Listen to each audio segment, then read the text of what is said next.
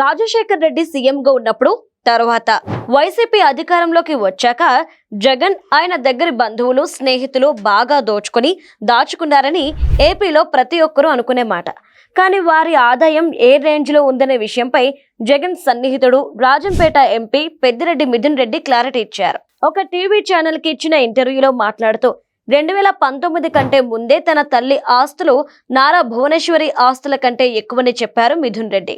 అంటే చంద్రబాబు ఫ్యామిలీ కంటే పెద్దిరెడ్డి కుటుంబమే రిచ్ అని పరోక్షంగా చెప్పారన్నమాట.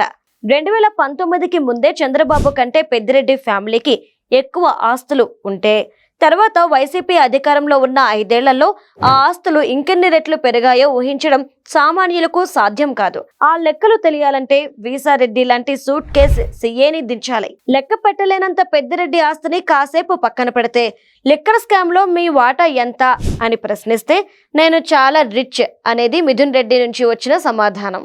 వైసీపీ అధినేత జగన్ రాష్ట్రంలో ఇంకా చెప్పాలంటే దేశంలోనే అత్యంత ధనవంతుడు అంటారు. అంత డబ్బుందని రేపు పొరపాటున అధికారంలోకి వస్తే అవినీతి చేయకుండా ఉంటారా అని అడిగితే సమాధానం అందరికీ తెలుసు.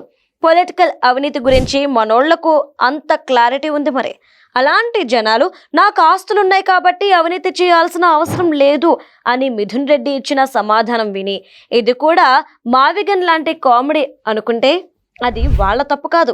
మద్యం కుంభకోణంలో రాజకసిరెడ్డి ప్రధాన పాత్రధారి అయిన ఈ స్కామ్ ని వెనుకుండి నడిపించింది మిథున్ రెడ్డి అని సిట్ విచారణ చెబుతోంది. ఒకప్పుడు వైసీపీలో నెంబర్ 2గా ఉన్న విజయసాయిరెడ్డి ఈడీ ముందు విచారణకు హాజరైన సమయంలోనూ లిక్కర్ స్కామ్ లో మిథున్ రెడ్డి పాత్ర గురించి వివరించారు.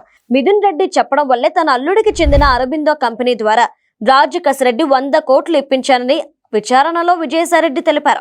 పెద్దిరెడ్డి ఫ్యామిలీకి చెందిన పిఎల్ఆర్ ప్రాజెక్ట్స్ కంపెనీకి రాజకసిరెడ్డి నుంచి 5 కోట్ల రూపాయలు ట్రాన్స్ఫర్ అయ్యాయని కూడా సిట్ విచారణలో బయటపడింది. ఏపీలో లిక్కర్ స్కామ్ జరిగిందని ప్రజలందరికీ తెలుసు. మనీ ట్రయల్ వైసీపీ నాయకుల దగ్గర ఆగింది. అన్ని కళ్ల ముందే కనబడుతున్నా నేను చంద్రబాబు కంటే ధనవంతుడిని కాబట్టి లిక్కర్ స్కామ్తో నాకు సంబంధం లేదు అంటున్న మిథున్ రెడ్డి మాటలు నమ్మాలా లేదా అనేది ఎవరికి వారే ఆలోచించుకోవాలి.